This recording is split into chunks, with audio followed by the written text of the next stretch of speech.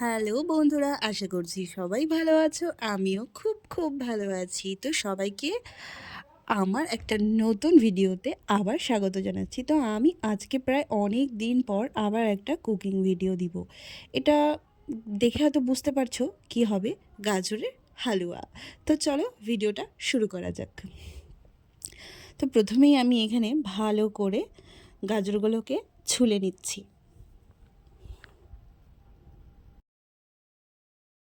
আমি এখানে সব কটা গাজর বেশ ভালো করে ছুলে নিয়েছি। ছুলে নেওয়ার পর এটাকে ভালো করে জল দিয়ে ধুয়ে নেব। ধুয়ে নেওয়ার পর আমি ভালো করে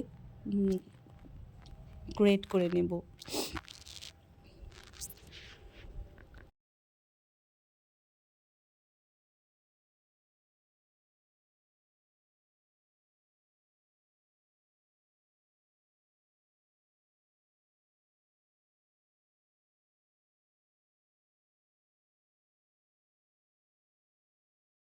তো ফাইনালি এখানে আমি সব কটা গাজরই বেশ ভালো করে মিহি করে নিয়েছি।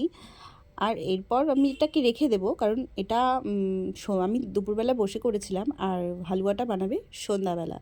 তো হালুয়া বানানোর জন্য এখানে যা যা উপকরণ লাগে, কাজু, কিশমিশ, এলাচ, আরও চিনি টিনি আমি সব কিছুই দেখিয়ে দিয়েছি। আর এখানে আমি দেখালাম যে একটু গরু দুধের সাথে যদি একটু গুঁড়ো দুধ ব্যবহার করা যায় তো বেশ হালুয়াটা একটু থিকনেসটা ভালো লাগবে দেখতে।